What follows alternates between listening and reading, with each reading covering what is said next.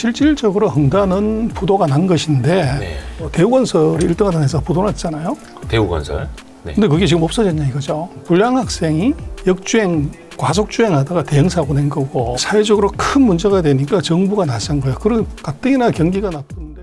세상의 변화를 알아가는 즐거움, 투자로 인생을 바꾸는 사람들, YG클럽. 지금 고정 댓글을 확인하세요. 아우성 아닙니까, 아우성? 아니, 중국 쪽에서 어떻게 들리는 내용이 좋은 게 없어요. 그래서 원래 뭐 길바닥에 그 피가 흥건할 때가 네. 그때가 투자로서는 최고의 타이밍이라고 하지 않습니까? 아, 그래요? 그래서 뭐 그런 관점에서 보면 굉장히 좋은 그 기회가 오고 있다 그렇게 볼 수도 있죠. 아, 그래요? 그러면 과연 그게 어떤 기회가 될지 일단 하나하나 좀 따지면서 들어가겠습니다. 좋습니다. 우선 벽계원, 비구이 위안, 컨트리 가든. 어디 고깃집 이름 같기는 한데 중국에서 1위 하던 부동산 개발업체라 하더라고요. 이 비구이 위안 디폴트 가느냐 안 가느냐, 일단은 이 사태의 본질이 뭔지 우선은 좀 꿰뚫어 주시겠습니까? 그래서 뭐 컨트리 가든 그러면 세련돼 보이는데 네. 시골 정원 그러면 그 이제 뭐 이름 그대로 하자면 시골 정원이죠. 네. 그래서 본질은 그런 것 같아요. 그 2년 전에 비슷한 현상이 하나 있었는데 바로 헝다라는 회사가 그쵸. 부도나면서 지금보다 더 큰 센세이션을 일으켰고 그렇죠, 그렇죠. 지금 이제 비구이엔이 터졌는데 그런 것 같아요. 그 헝다 같은 경우는 불량 학생이 이 역주행, 과속주행하다가 대형사고 낸 거고 예. 지금 비구이엔은 모범생이 너무 열심히 뛰다가 운동화 끈이 이제 끊어진 거예요. 비구이 위안은 모범생, 헝다는 약간 불량 학생. 엄청난 불량 학생. 어떤 측면에서 그렇게 보시죠? 그래서 이제 중국이 부동산 규제를 한 것이 이제 두 개 회사 다 문제가 됐는데 2024년부터 2020년까지 중국 부동산 가격이 4배 올랐어요. 그럼 뭐 어떤 정부든 이건 통제하는 것이 당연한데 네. 그래서 2021년부터 이제 무리하게 확장하지 말고 현금 확보하고 부채비율을 낮추라고 그랬는데 이 경험이 독이라고 헝다 회장은 2017년에 똑같은 조치가 나왔을 때 풀로 돈 땡겨가지고 땅 풀로 사고 집을 풀로 지어서 이제 그 다음에 부동산 경기 부양책에 엄청난 수혜를 봤어요. 아하. 그래서 2017년에 헝다의 시자인 회장이 중국 부자 1위를 했어요. 네. 이 경험이 독이 된 게 이번에도 그렇다고 생각을 하고 있는 돈 다 질렀던 거죠. 아하. 그래서 정부가 축소 경영, 현금 확보 이제 이걸 하라고 했는데 정반대로 해서 터진 게 2021년에 헝다 사건이에요. 헝다 사태. 그래서 2021년, 22년, 23년에 이제 중국 정부가 부채 줄이고 뭐 이제 안전 경영하라고 하는데 이제 2021년, 22년에 그런 일이 있었어요. 중국이 그 아파트 중도금을 안 내가지고 네. 사람들이 이제 그 건물이 완공될지 잘 몰라서 그게 큰 사회 문제가 됐어요. 네. 그래서 그거는 이제 경기 나쁘니까 건설회사가 부도가 나고 그 중도금 넣은 사람들은 뭐 중도금이라는 게 자동으로 은행에서 빼가는 거잖아요. 그렇죠. 그러다 보니까 이거 집이 설지도 안 설지도 모르는데 내가 돈 어떻게 넣어 그래서 이제 아파트 청약한 사람들이 돈을 안 넣기 시작한 거죠.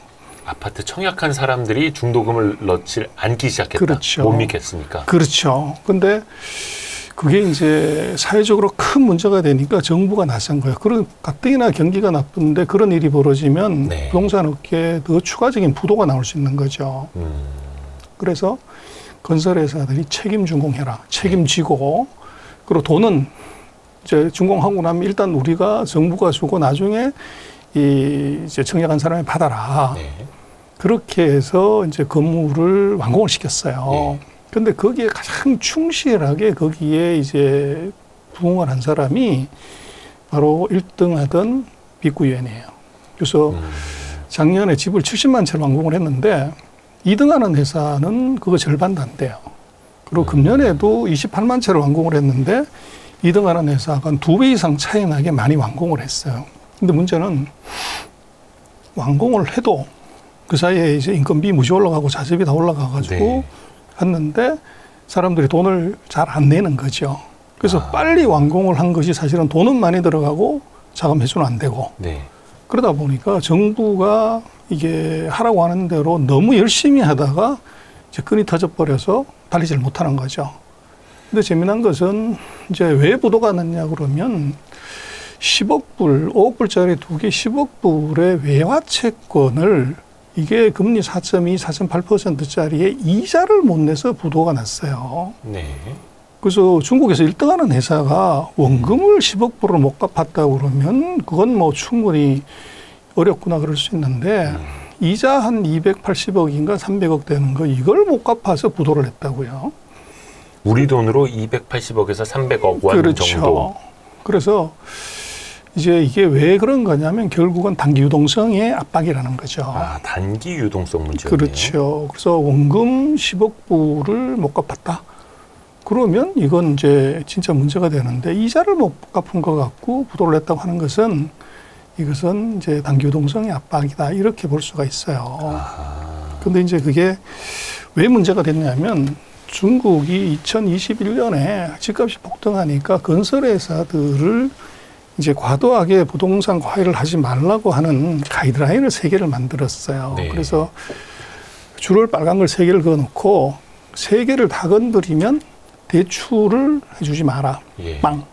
그래서 예를 들어서 1개를 건드리면 15% 연간으로 늘려줄 수 있는 대출 한도를 2개 건드리면 10%, 하나 건드리면 예를 들면 뭐 이런 식으로 한도를 정해준 거죠. 예. 근데 헝다가 부도났던 것은 3개를 다 밟아가지고 3개의 레드라인. 그렇죠. 그래서 이게 대출을 전혀 못 받은 거예요. 그게 헝다. 그게 헝다예요. 이고. 근데 이 빅구에는 뭐 한한가를 받았어요. 그래서 예를 들면 이제 10%의 대출 증가를 하게 되는데 다른 회사보다도 2배 이상의 완공을 했기 때문에 자금 네. 빵꾸가 더 크게 난 거죠.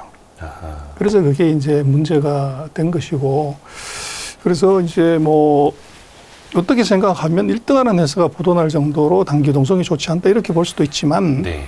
이게 헝다라는 회사, 그 빅구이라는 회사의 이 과속 스캔들이라기보다는 정속을 너무 열심히 해서 나타나는 일이고 다른 회사들은 뭐 2등, 3등, 4등 하는 회사는 멀쩡해요.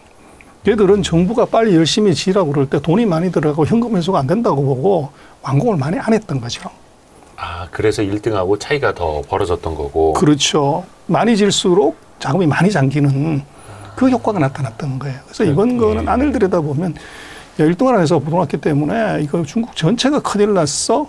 이제 우리는 그렇게 많이 생각하지만 안을 들여다보면 빅구현이라는 회사의 그 독특한 사정이 있었다는 거예요. 그래서 그게 이제 차이고, 그래서 뭐 이거 부도 내냐 마냐 하는 것은 헝다는 빅구현보다는 부채 규모도 워낙 크고 네. 차입금도 월등히 많고, 헝다가. 그렇죠. 그리고 이제 예금도 훨씬 적어요. 근데 금을 3개를 다 밟을 정도로 재무구조가 나빴는데 네. 2021년에 부도가 나고 나서 이게 정부가 부도 처리해가지고 회사를 없애냐 안 해요. 지금까지도 계속 연장을 해주고 있는 거죠. 네. 멀쩡하게. 그러면 이번에 빅구에는 뭐 월등히 더 좋은 재무구조, 현금 흐름, 차입금 구조라고 하면 이거 부도 낼 거냐 안 낼 거냐. 그건 아주 간단하게 답이 있죠. 답이 있어요. 그렇죠. 간단하게. 헝다도 부도를 안 냈는데 지금 그보다 좋은, 그래서 정부의 지침에 정면으로 역행해서 거덜난 회사도 부도를 안 내고 있는데 정부의 정책을 충실히 따르다가 단기 유동성 압박이 난 회사를 부도를 낼 거냐? 그건 상식선에서 아닐 거라고 보는 거죠. 그러면 비구이 위안이 약 이자만 한 300억 원 정도 못 갚고 있는 것, 이것은 큰 문제는 되지 않을 것이다 라고 보시는 거고, 잠깐 우리가 많이 헷갈리는 게 우리는 헝다가 다 망한 줄 알고 있었거든요. 근데 헝다가 파산한 거는 아니었던 거예요, 중국 내에서. 근데 그렇죠. 최근에 들린 소식은 미국 법원에다가 헝다가 파산 보호 신청을 했다고 합니다. 그러면 이거는 어떤 의미입니까? 또 왜 미국에다가 파산 보호를 신청하는 겁니까? 그래서 이제 실질적으로 헝다는 부도가 난 것인데 네. 부도 처리를 중국이 계속 안 해준 거죠. 가만 내버려 둔 거죠. 법인만 그냥 유지를 해줬다라는 거예요? 아니죠. 그래서 얘들이 이제 그 아파트 건설 물량이 워낙 많았기 때문에 예. 그거 부도 내버리면 이제 중도에 예. 이게 청약자들이 다 손해를 보는 문제가 생기고 하청업체들이 다 실업자가 되죠. 아, 그러니까 입주해야 될 사람들 그렇죠. 피해, 하청업체들 피해가 계속해서 이어지니. 그렇죠. 그래서 살려놓은 거죠. 지금까지 계속. 일단 죽지는 말라고만 연명을 해놓은 거예요. 중국가. 그렇죠. 집을 계속 질서 완공할 수 있게끔 계속적으로 자금 지원을 해준 거죠. 아, 일단 니들 살려는 놓을게. 집을 지어. 짓던 바로 건 그겁니다. 마저 지어. 그거였던 거네요. 그게 이제 아직까지 안 끝난 이유고. 근데 지금 이제 문제는 중국 국내 문제는 그렇게 해결할 수 있어요. 네. 근데 해외 채권자는 그게 안 되죠. 만기 돌아왔을 때 이제 못 갚으면 바로 이제 부도 처리를 할 수밖에 없는데. 그렇죠. 해외에서 뭐 예를 들어 채권을 갖고 있는 투자자들. 그렇죠. 네, 네. 그래서 거기에 이제 이번에 들어온 것은 챕터 11을 신청하게 되면 법정 관리를 들어가는 거잖아요. 네. 모든 채무가 이제 동결되고 유예되죠. 결판 날 때까지는. 네. 그래서 그걸 노린 겁니다. 동결을 시켜버리기 위해서. 그렇죠. 그래서 국내는 이미 동결돼 가지고 부도날 위험이 실질적으로는 사실은 없어졌고 네. 그래서 문제는 미국에서 부도가 나면 진짜 부도가 날 수 있는 것이기 때문에 거기에 법정 관리를 신청하게 되면 이제 그 판결 날 때까지는 이제 현상 유지가 되는 거죠. 그러니까 예를 들어서 미국인 채권자들에게 그렇죠. 헝다 입장에서는 채무자들에게 우리 당장 그 돈을 드릴 수 없는데 당신네들이 자꾸 우리한테 돈 갚으라고 하지는 말고 그 사이에 법원에 파산보호를 신청해 놨으니 일단 좀 시간을 끌어보겠습니다. 그렇죠. 근데 그 사이에 우리가 분양을 해서 중도금 다 들어오고 하면은 이걸로는 당신네들에게 채권을 좀 갚아줄 수 있어요. 이겁니까? 바로 그거죠. 그러면은 헝다는 그럼 앞으로 어떻게 되는 거예요? 이게 그럼 살아있는 거예요? 죽은 거예요? 이거 무슨 슈레딩거의 고양이도 아니고 이거. 그래서 이제 그게 그 중국이 우리도 그렇습니다만은 예를 들어서 대우건설이 1등하던 회사 부도 났잖아요. 대우건설. 네. 근데 그게 지금 없어졌냐 이거죠. 아. 그래서 주인만 바꾸고 네. 그리고 새로운 경영자가 들어와서 우리가 지금 대우조선도 마찬가지잖아요. 산업은행이 출자 전환해서 부채를 다 자본으로 바꾸고 제3의 예를 들면 H그룹을 이제 투자가로 모셔서 현금 갖고 와서 기존 주주 지분은 삼각하고 0으로 만들고 그렇죠. 새로운 이제 주주가 30% 지분 갖고 들어오면 이게 새로운 주인이 되는 거죠. 그렇죠. 그래서 중국은 똑같은 구조를 가져가요. 아, 그러면 헝다 그룹도 새로운 주인 근데 만날 게 좀 손바뀜이 되게끔 그 사이 건전성을 관리를 해주고 부실은 떨궈내고 이 작업을 하고 있는 중인 거예요? 그런데 거기에 변수가 뭐냐면 헝다의 시자인 회장이 이 정렵에 아주 깊이 관여를 해 있고 정치적으로 예, 정치. 이제 우리 같으면 국회는 아닌데 국회 비슷한 이제 정치 기구가 있는데 그게 위원이었고 정치적으로 로비를 많이 해놓은 거죠. 그래서 이제 우리가 그 사이에 자산이나 뭐 이런 게 많기 때문에 건물 완공위에서 자산 가격이 회복이 되면 우리 다 갚을 수 있다. 아하. 그래서 부도 내고 그다음에 이제 대주주 지분 상각시키는 거 유예해줘라. 이제 그렇게 계속 로비를 한 거죠. 아하. 그리고 그것이 뭐 다 그렇지만 건설업이 뭐 어느 나라든 그 정치권이나 이쪽에 로비를 많이 하잖아요. 예. 그래서 그 효과가 아마 제가 볼 때는 있는 것 같아요. 그러니까 경영적으로는 이미 헝다는 레드라인 다 넘었고 굉장히 어려운 상황이지만 약간 이거를 쉬자니 회장이 정치적으로 풀어 나가고 있는 거네요. 그리고 2년째. 거기에 이제 중요한 변수 하나는 자기네가 아파트 건설 물량이 많다는 거예요. 그래서 건설 물량이 만약에 부도나서 스톱이 됐을 때 이제 인민들이 크게 손해를 보면 데모할 가능성이 있고 거기 하청회사들이 수천 개가 있기 때문에 그 고용 문제가 걸리는 거죠. 그것을 어떻게 보면 헝다의 약점이기도 하지만 그걸 가지고서 정부하고 사실은 내고를 하고 있다고 봐야 돼요. 그러니까 그 분양자들과 하청업체가 그렇죠. 일종의 인질이 된 거네요. 그렇죠. 그러면 어찌됐든 간에 연명은 하고 있는 거고 만약에 그러면 일단은 비구이 위안이 디폴트를 선언할 가능성은 굉장히 그러면 소장님은 좀 낮게 보시는 거네요. 요거는 좀 누군가 그래서 지원을 해줄 수 있다. 그것은 이제 아까도 말씀을 드렸지만 대출 한도를 높여주면 돼요. 지금까지 이제 예를 들면 5%, 10%밖에 연간으로 대출을 안 해주는 거를 뭐 중국 같은 경우는 정부 입김 워낙 세기 때문에 주거래 은행한테 30%도 대출을 늘려줘라. 그러면 바로 300억 바로 대출 더 받을 수가 있는 거죠. 그리고 이제 그걸 왜 그렇게 하냐고 하면 1등하는 회사가 캐시크런치에 몰려가지고 부도를 하는데 정부가 이것을 케어를 안 해줬다. 부도를 내게 만들었다 그러면 그것도 1등 모범생이었는데. 그렇죠. 그렇게 되면 이 2등부터 10등까지 하는 회사에 대한 아파트를 구매하려고 하는 사람, 청약하는 사람들의 신뢰도가 땅바닥으로 떨어지게 돼요. 그게 더 무서운 거죠. 그래서 중국 정부가 고민하는 것은 뭐 기업 하나 날리는 거야. 그건 뭐 주인 다시 찾아주면 되는데 그게 아니고 그것의 부도가 소위 말하는 구매 심리, 투자 심리에 미치는 치명적인 악영향, 요거를 생각을 하는 거죠. 그렇게 보면 제가 볼 때는 빅구의 문제는 뭐 지금 여러 가지 얘기를 하고 있지만 정부가 반드시 관여한다. 그리고 저것은 그 정부 정책하고 어긋나는 것이 아니었기 때문에 그리고 구제라는 것이 엄청난 공적 자금을 얻는 것이 아니라 대출 한도를 풀어줘서 자금을 공급하게 되면 해결할 수 있는 문제이기 때문에 아마도 이제 지금 문제는 8월 6일 날 이제 이자 지급을 못 했는데요. 거기 한 달 지금 유예 기간이 있어요. 예. 그래서 9월 6일까지 못 갚으면 부도 나는 거고. 예. 근데 9월 6일에 이제 그 이자를 갚냐 못 갚냐를 봐야 되는데 제가 볼 때는 갚는다에 51% 걸을 수 있을 것 같아요. 9월 6일 얼마 안 남았는데. 그렇죠. 근데 이거는 뭐 그냥 주거래은행한테 대출 좀 더 해줘 하면 300억 정도는 마련할 수 있다. 근데 이제 재미난 것은 빅구이엔의 채무 구조를 보면 국내 채무가 한 73%인가 뭐 그렇게 돼요. 그리고 해외 채무가 이제 27%가 되는데 상식선에서 국내 채무에 대한 이자 지급을 못하는 게 먼저죠. 예. 근데 이게 해외 채권을 먼저 사고를 친 거예요. 그래서 그거는 제가 볼 때는 빅구이엔의 전략이다. 그러니까 만기가 해외 채권자들한테 있는 것, 해외 채무가 먼저 돌아오는 거네요, 만기가. 국내 것도 있지만 국내 것들은 이제 가만 내버려 두고 해외 거를 먼저 부도를 낸 거죠. 그래서 그것의 의미는 결국은 뭐 민간 기업이 정부를 상대로 협상하거나 내고 할 힘이 사실은 없죠. 우리도 그렇지만 중국은 더더욱이. 그런데 이것이 해외에서 문제가 되면 이게 국제 문제가 되고 국가의 위신의 문제가 관련되기 때문에 정부가 이것을 손쓰지 않을 방법이 없어요.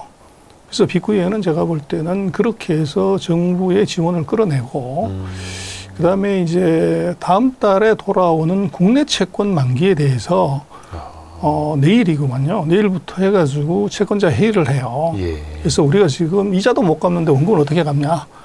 그래서 부도가 안 나게 하려면 채무 연장을 해라. 예. 그래서 우리가 3년에 걸쳐서 이걸 갚겠다. 만기 도래하는 거를. 그래서 처음에는 10만 위안씩은 모두 투자가한테 현금으로 지급하고 네. 그리고 나머지는 예를 들어 1차 년도에 25%, 2차 년도에 뭐 35%, 4차 년도에 45% 요렇게 우리가 갚겠다고 지금 제안을 해놓은 상태예요. 그래서 이제 채권자가 동의 안 하면 국내가 부도 나버리는 거고 그렇죠. 동의하면 연장이 되는 거예요. 근데 아마 채권자들 입장에서 부도 나가지고 채권을 휴지조각 만들래. 그렇죠. 아니면은 이걸 받아들일래 그러는데 제가 볼 때는 받아들일 확률이 높아 보여요. 딱 그거죠. 그냥 벼랑 끝에서 다 같이 안고 뛰어내릴까? 아니면 벼랑 끝에서라도 좀 기다려줄래? 이거죠. 그렇습니다. 그래서 돈을 조금 빌려주면 이제 빌린 사람이 갑이지만 많이 빌려주면 나중에는 빌린 사람이 갑이 되죠. 그렇죠. 지금 이게 딱 그 상황이에요.